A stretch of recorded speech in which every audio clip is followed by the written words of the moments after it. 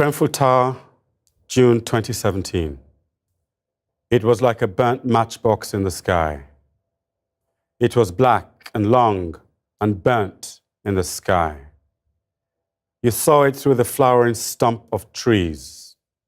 You saw it beyond the ochre spire of the church. You saw it in the tears of those who survived. You saw it through the rage of those who survived. You saw it past the posters of those who had burnt to ashes. You saw it past the posters of those who jumped to their deaths. You saw it through the TV images of flames through windows running up the aluminium cladding. You saw it in print images of flames bursting out from the roof. You heard it in the voices loud in the streets. You heard it in the cries in the air howling for justice. You heard it in the pubs, the streets, the basements, the digs. You heard it in the wailing of women and the silent scream of orphans wandering the streets. You saw it in your baby who couldn't sleep at night, spooked by the ghosts that wander the area, still trying to escape the fires that came at them, black and choking.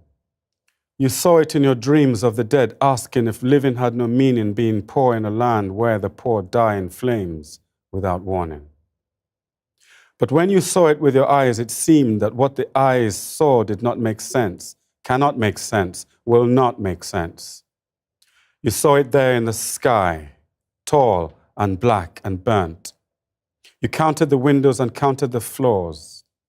You saw the sickly yellow of the half-burnt cladding, and what you saw could only be seen in nightmare. Like a war zone come to the depths of a fashionable borough, like a war zone planted here in the city. To see with the eyes that which one only sees in nightmares turns the day to night, turns the world upside down. Those who were living now are dead. Those who were breathing are from the living earth fled. If you want to see how the poor die, come to Grenfell Tower. See the tower and let a world-changing dream flower.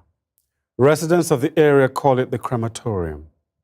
It has revealed the undercurrents of our age. The poor who thought voting for the rich would save them. The poor who believed all the papers said. The poor who listened with their fears. The poor who lived in their rooms and dreams for their kids.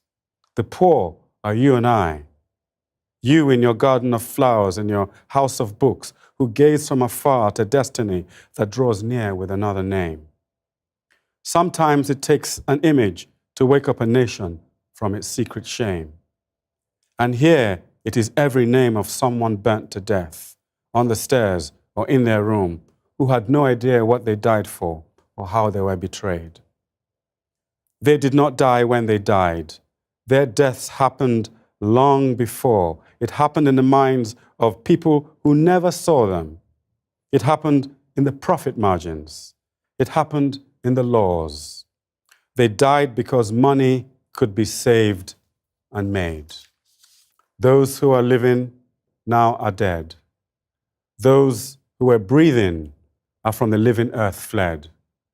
If you want to see how the poor die, come see Grenfell Tower. See the tower and let a world-changing dream flower. They call the tower ugly. They named it an eyesore. All around, the beautiful people in their beautiful houses didn't want the ugly tower to ruin their house prices. 10 million was spent to encase the tower in cladding. Had it ever been tested before except on this eyesore? Had it ever been tested for a fire, been tried in a blaze? But it made the tower look pretty. Yes, it made the tower look pretty. But in 24 stories, not a single sprinkler. In 24 stories, not a single alarm that worked. In 24 stories, not a single fire escape. Only a single stairwell designed in hell, waiting for an inferno. That's the story of our times. Make it pretty on the outside, but a death trap on the inside. Make the hollow sound nice. Make the empty look nice. That's all they will see, how it looks, how it sounds. not how it really is, unseen. But if you really look, you can see it. If you really listen, you can hear it. You've got to look beneath the cladding. There's cladding everywhere. Political cladding, economic cladding, intellectual cladding. Things that look good but have no center, have no heart, only moral padding. They say the words, but the words are hollow. They make the gestures, but the gestures are shallow. Their bodies come to the burnt tower, but their souls don't follow. Those who were living are now dead. Those who were breathing are from the living earth fled. If you want to see how the poor die, come to Grenfell Tower. See the tower and let a world-changing deed flower.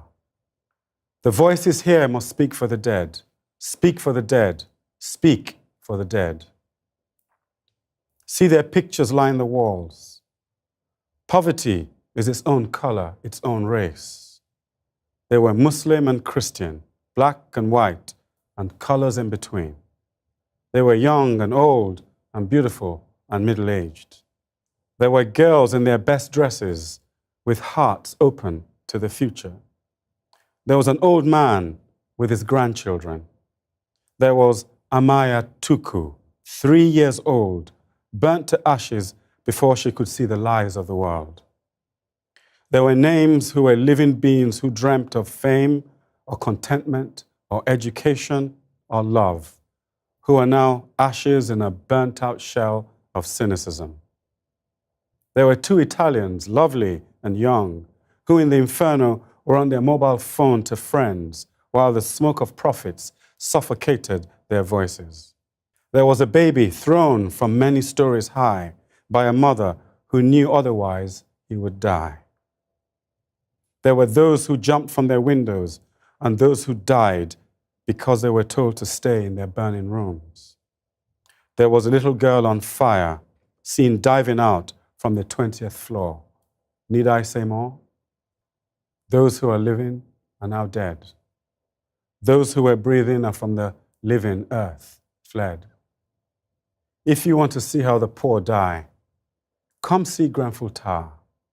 See the tower and let a world-changing deed flower. Always there's that discrepancy between what happens and what we're told. The official figures were stuck at 30. Truth in the world is rarer than gold. Bodies brought out in the dark. Bodies still in the dark. Dark the smoke, dark the head. Those who were living are now dead.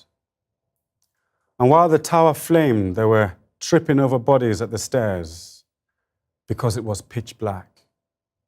And those that survived sleep like refugees on the floor of a sports center. And like creatures scared of the dark, a figure from on high flits by, speaking to the police and brave firefighters, but avoiding the victims, whose hearts must be brimming with dread. Those who were breathing are from the living earth fled. But if you go to Grenfell Tower, if you can pull yourselves from your tennis games and your perfect dinners, if you go there while the black skeleton of that living tower still stands unreal in the air, a warning to similar towers to fear, you will breathe the air thick with grief, with women spontaneously weeping, and children wandering around stunned, and men secretly wiping a tear from the eye, and people unbelieving staring at this sinister form in the sky. You will see the trees with their leaves green and clean, and will inhale the incense meant to clean the air of unhappiness. You will see banks of flowers and white paper walls sobbing with words, and candles burning for the blessing of the dead. You will see the true meaning of community. Food shared and stories told and volunteers everywhere. You will breathe the air of incinerators mixed with the essence of flower.